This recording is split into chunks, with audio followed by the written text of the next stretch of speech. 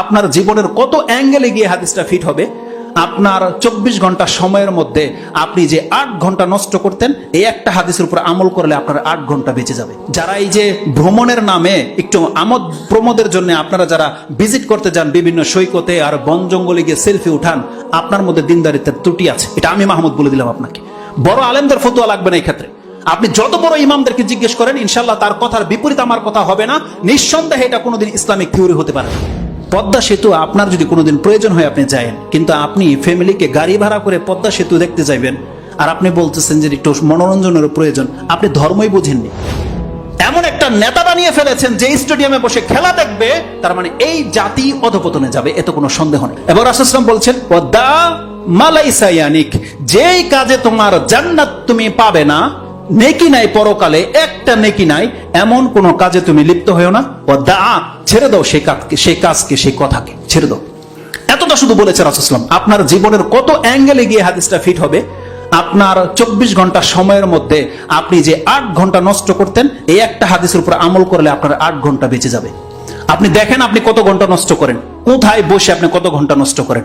আরে আমাদের সালাফরা খাদ্যের ক্ষেত্রে আমরা ঘন্টার পর ঘন্টা লোকে বসে বসে খাই, তারা এত সময় খাদ্যের মধ্যে ব্যবহার করতো না।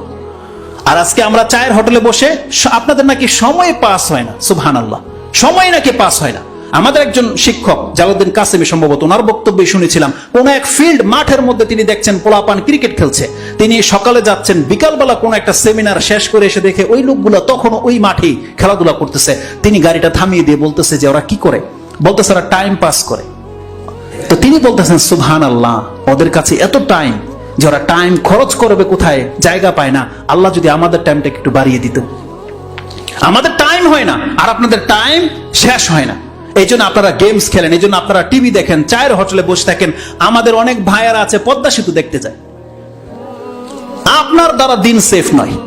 পদ্মা সেতু আপনার যদি কোনোদিন প্রয়োজন হয় আপনি যায়েন, কিন্তু আপনি ফ্যামিলিকে গাড়ি ভাড়া করে পদ্মা সেতু দেখতে যাইবেন আর আপনি বলতেছেন যে একটু মনোরঞ্জনের প্রয়োজন। আপনি ধর্মই বুঝেননি। বিনা প্রয়োজনে ঘর থেকে বের হওয়াটা এটা রাসূল সাল্লাল্লাহু আলাইহি ওয়াসাল্লাম পছন্দ করেনি কখনো।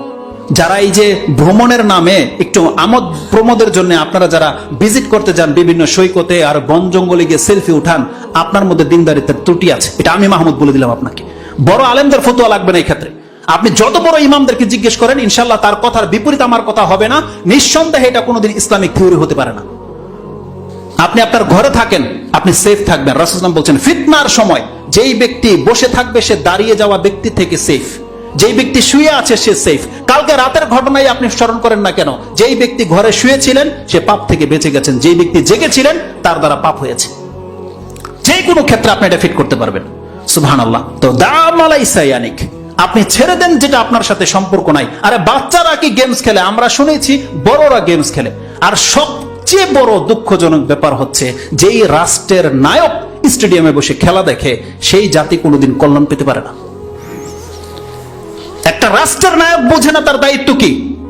এমন একটা নেতা বানিয়ে ফেলেছেন যে স্টেডিয়ামে বসে খেলা দেখবে, তার মানে এই জাতি অধপতনে যাবে, এত কোনো সন্দেহ নেই। দাম আলাইসা ইয়ানিক, আপনাকে ছাড়তে হবে যেটার সাথে আপনার কোনো সম্পর্ক নাই। আর ওমর রাদিয়াল্লাহু তাআলা নেতৃত্ব পেয়ে তার অবস্থা খারাপ হয়ে গেছিল, বৃদ্ধ হয়ে গেছিল, তিনি টেনশনে। আর সেই নেতৃত্ব পেয়ে আপনি বসে খেলা দেখবেন। সুবহানাল্লাহ, জিনিস তো একটাই, দায়িত্ব তো ওটাই, ওই একই দায়িত্ব। তার মানে যে রক্ষা করলো সে বেঁচে গেল, সে রক্ষা না করলো সে ডুবে গেল। তাকে ছুরি ছাড়া জবাই করে দেওয়া হয়েছে। এই মর্মেও উক্তি রয়েছে ওমর রাদিয়াল্লাহু তাআলা, যাকে নেতৃত্ব দেওয়া হলো তাকে চাক্কু ছাড়াই জবাই করে দেওয়া হয়েছে। সে তার পরকাল ধ্বংস করেছে। আর যদি সে পরকালকে ঠিক রেখে চলতে চায়, তাহলে সেই ব্যক্তি কোনোদিন স্টেডিয়ামে বসে খেলা দেখার মতন ক্ষমতা তার নাই, পারে না সে। এটা একমাত্র নির্বুদ্ধি পারে। তা রাসূলুল্লাহ সাল্লাল্লাহু আলাইহি ওয়াসাল্লাম বলেছেন, দা মালাইসা ইয়ানিক, তুমি সেটা ছাড়ো যেটা তোমার সাথে কোনো সম্পর্ক নাই। তোমার দিনের কোনো উন্নতি হবে না, চরিত্র কোনো উন্নত হবে না। এমন কোনো কাজে যদি তুমি বান্দা লিপ্ত হও, তুমি প্রকৃত অর্থে মুসলিম হইতে পারো নাই। এই কথাগুলো ছিল তাদের কাছে দ্বীনের বুনিয়াদ, মূল।